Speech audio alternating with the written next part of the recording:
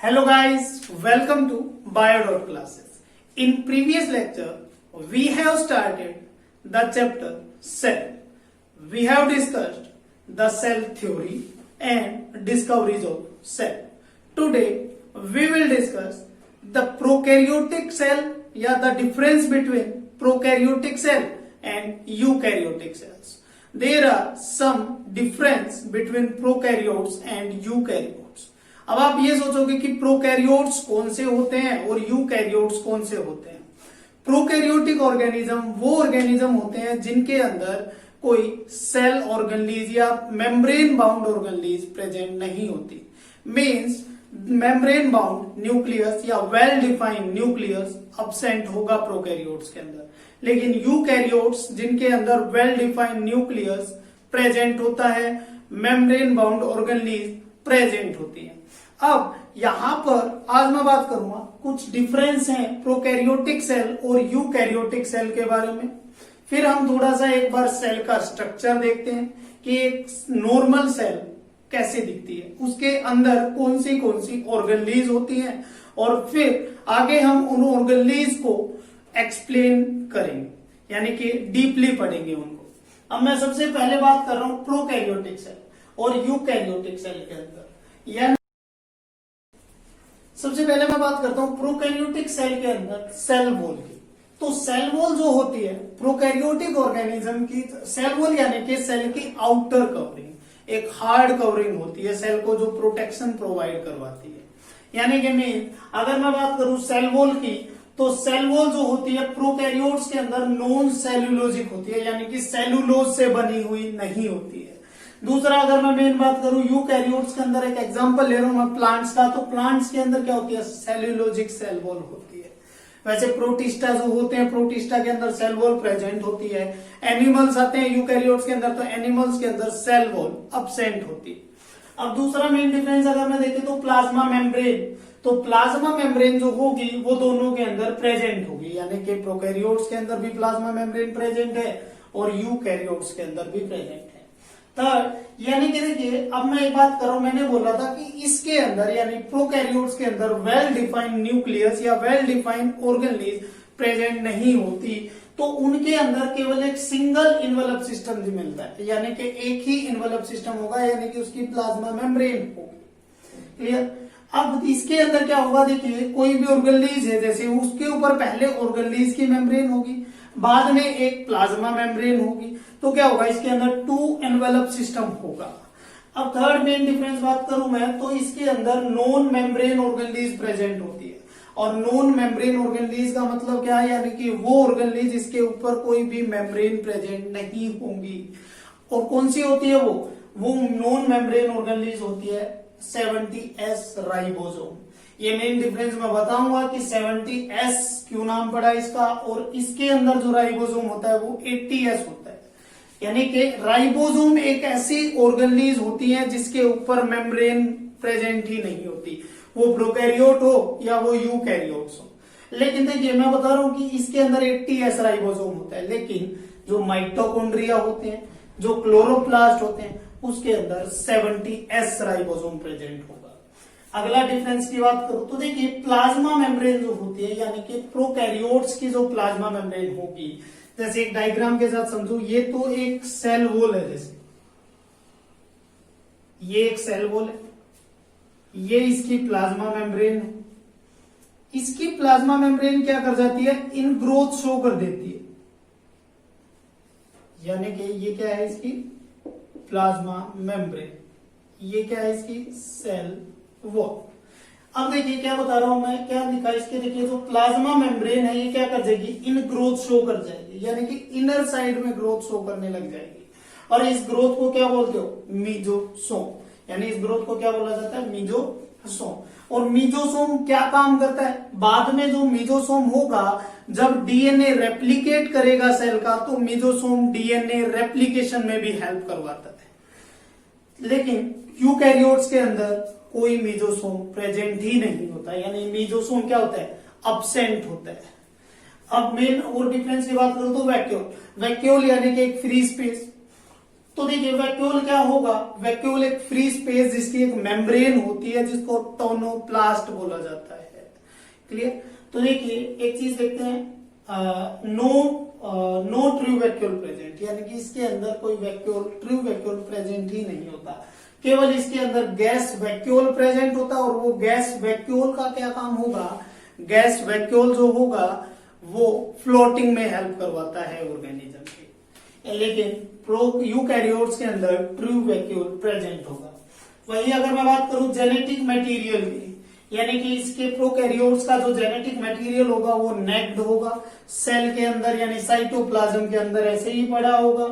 Clear. तो this is called nucleoid, या तो उसको न्यूक्लियोइड बोल दिया जाता है, या उसको प्रोक्रोमोसोम बोल दिया जाता है, या उसको एक और नाम दे दिया जाता है जीनोपोर।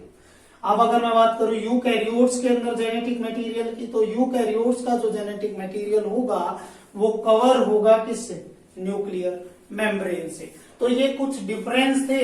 अब एक और डिफरेंस बताऊंगा मैं इसका, पहले एक बार इसका स्क्रीनशॉट ले लीजिए। अब तो देखिए एक और मेन डिफरेंस की बात करते हैं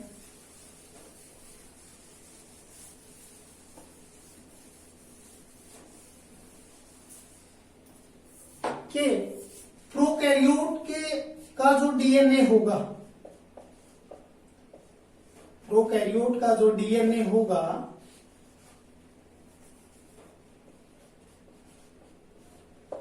वो डीएनए सर्कुलर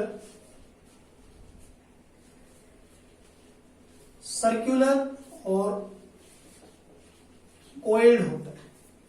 प्रोकैरियोट का डीएनए कैसा होगा, वो सर्कुलर होगा और कोइल्ड होगा, कुछ ऐसा डीएनए दिखेगा। लेकिन जो ये कोइलिंग होती है इसके अंदर, यानी कि जो ये कोइल्ड होता है डीएनए, ये कोइलिंग जो होगी वो करेगा एक प्रोटीन, और उस प्रोटीन का नाम है पोलीएमाइंस। यानी कि एक पोलीएमाइंस प्रोटीन होता है जो क्या करवाता है, इसकी कोइलिंग में हेल्प करवाता है। लेकिन अगर मैं यूकैरियोट के डीएनए की बात करूं, तो यूकैरियोट का जो डीएनए है वो डीएनए लीनियर है, कोइल्ड है और डबल स्ट्रैंडेड डीएनए है, यानी कि उसके 2 स्ट्रैंड होंगे डीएनए के। अब यूकैरियोट का जो डीएनए दिखता है वो कुछ ऐसा दिखता है, लीनियर होगा, कोइल्ड होगा। अब इस डीएनए के अंदर, यानी कि कोइलिंग तो इस डीएनए के अंदर भी होगी, कोइलिंग प्रेजेंट होगी, और ये कोइलिंग एक प्रोटीन्स करवाते हैं कुछ, और उन प्रोटीन्स का नाम है हिस्टोन प्रोटीन। देखिए मैंने क्या बताया कि प्रोकैरियोट का जो डीएनए होगा वो सर्कुलर होगा, कोइल्ड होगा। कोइलिंग जो होगी वो प्रोटीन करवाएंगे, और प्रोटीन्स कौन से, पोलीएमाइंस। डीएनए जो यूकैरियोट्स का होगा वो लीनियर होगा, कोइल्ड होगा, डबल स्ट्रैंडेड होगा, और इसके अंदर जो कोइलिंग करवाएंगे वो प्रोटीन होंगे कौन से, हिस्टोन प्रोटीन। तो ये क्या थे, कुछ मेन डिफरेंस थे किसके अंदर, प्रोकैरियोट्स के अंदर और यूकैरियोट सेल के अंदर। तो प्रोकैरियोटिक और यूकैरियोटिक के बाद अब मैं बात करूंगा एक सेल के स्ट्रक्चर के बारे में, एक बेसिक स्ट्रक्चर, उसके ऊपर कौन से उसके अंदर कौन से ऑर्गेनीज प्रेजेंट होती है, ये चीजें देखते हैं।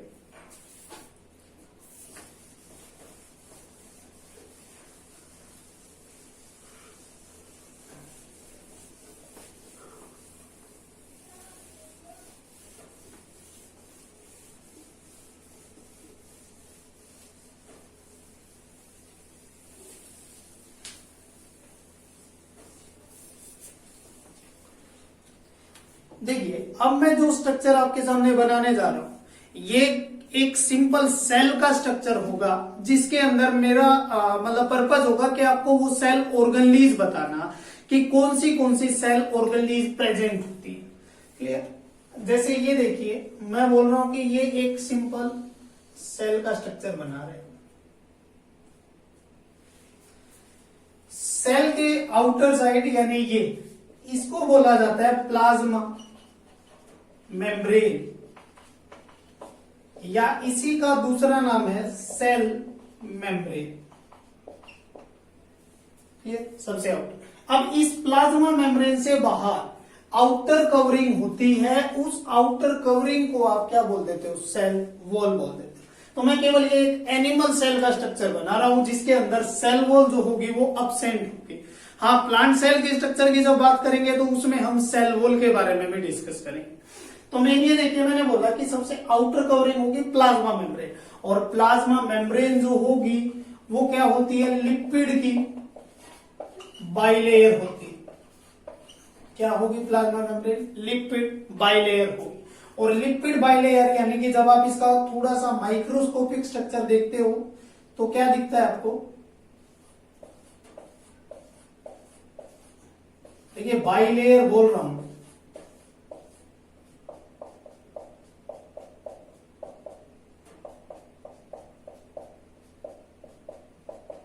कुछ ऐसा स्ट्रक्चर दिखेगा प्लाज्मा मेम्ब्रेन का। यानी कि ये जो प्लाज्मा मेम्ब्रेन है ये पूरी लिपिड से बनी, और लिपिड के दो ही पार्ट होते हैं, एक तो उसका हेड पार्ट और ये होता है उसका टेल पार्ट। यानी दो पार्ट होते हैं, हेड और ये टेल, हेड और ये टेल। अब प्लाज्मा मेम्ब्रेन के बाद एक सेल के अंदर मेन, जिसको सेल का ब्रेन बोला जाता है,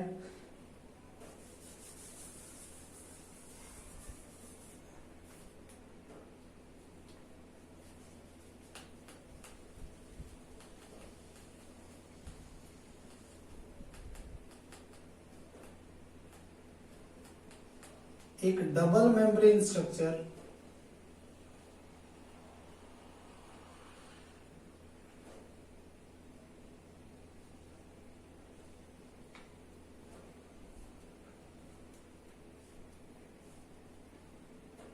जिसको न्यूक्लियस बोल दिया जाता है।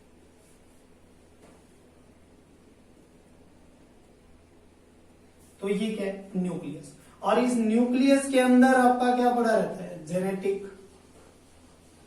मटेरियल। इसके अंदर एक डार्कली स्टेन बॉडी होगी,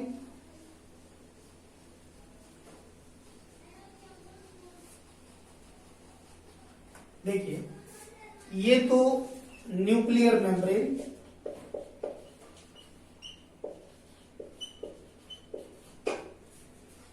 ये जेनेटिक मटेरियल, ये डार्कली स्टेन बॉडी जिसको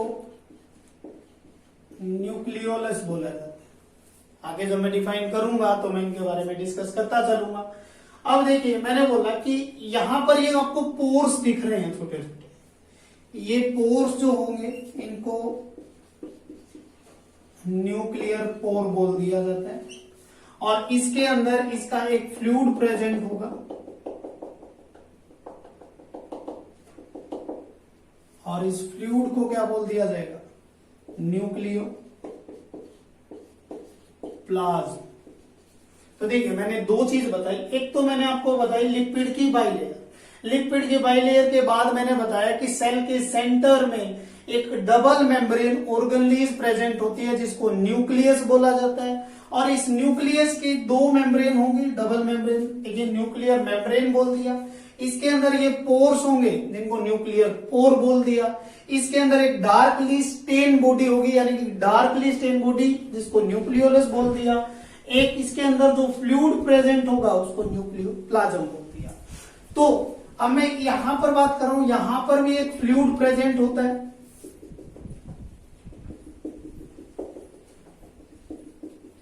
इस फ्लूइड को बोल दिया जाता है साइटोप्लाज्म।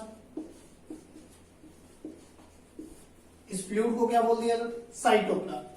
अब यहां पर और जो ऑर्गेनेलिज होंगी, देखिए सबसे पहले मैं एक ऑर्गेनेलिज की बात कर रहा हूं जिसको आप पढ़ते आ रहे पावर हाउस ऑफ सेल, यानी सेल को जो एनर्जी प्रोवाइड करवाता है। यानी कि मैं बात करूंगा अब यहां पर माइटोकॉन्ड्रिया।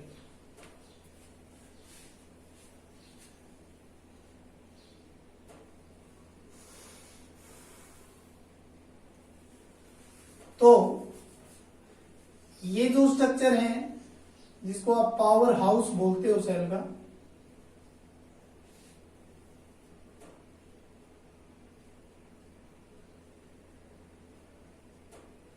ये जिसका नाम है माइटोकॉन्ड्रिया।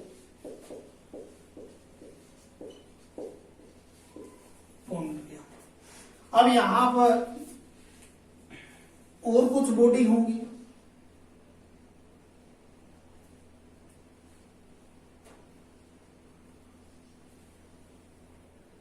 जिसको क्या बोल दिया जाता है, गोल्जी बॉडीज।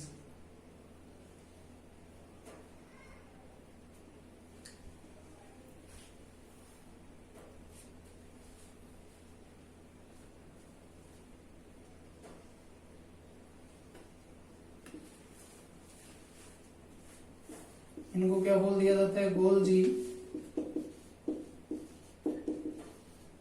बॉडीज। अब यहां पर देखिए न्यूक्लियर की मेम्ब्रेन के ऊपर एक और ऑर्गेनेज होती है जिसको एंडोप्लाज्मिक रेटिकुलम बोला जाता है।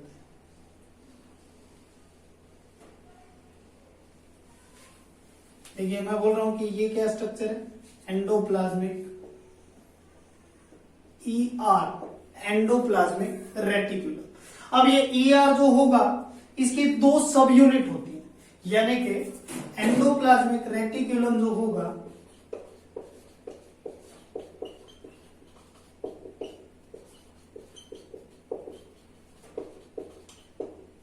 उसकी 2 सब यूनिट होंगी।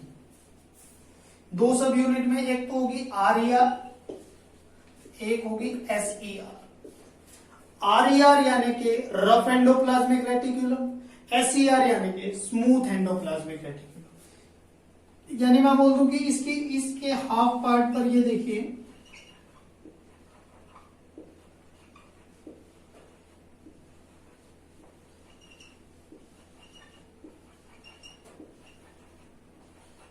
ये है RER, यानी कि ये कौन सा सरफेस हो गया, RER, और ये कौन सा हो गया, SER।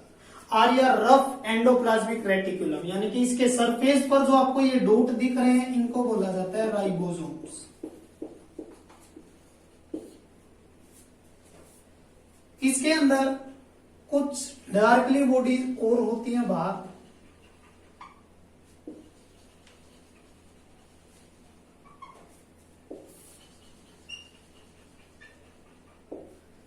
जिसको लाइसोसोम बोला जाता है।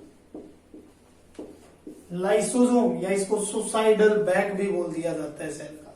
तो देखिए ये यहां पर कुछ एक ब्रीफ था सेल के बारे में, सेल के स्ट्रक्चर के बारे में, यानी कि अब इसी के अंदर हमको इस चैप्टर के अंदर इस सेल को पढ़ना है, सारे के सारे पार्ट्स को, कि प्लाज्मा मेम्ब्रेन कैसी दिखती है, सेल वॉल क्या होती है, सेल वॉल के कौन से पार्ट होंगे, न्यूक्लियर मेम्ब्रेन कैसी, न्यूक्लियस के अंदर क्या होगा, न्यूक्लियोलस क्या होगा, एंडोप्लाज्मिक रेटिकुलम क्या होंगे, गोल्जी बॉडीज क्या होती है, माइटोकॉन्ड्रिया क्या होता है, क्लोरोप्लास्ट क्या होता है, ये सारी चीजें हम पढ़ेंगे नेक्स्ट लेक्चर के अंदर। तब तक एक बार इस स्ट्रक्चर को नोट कर लें और बेसिक स्ट्रक्चर को बनाकर देख लें, ताकि उससे आपकी सारी चीजें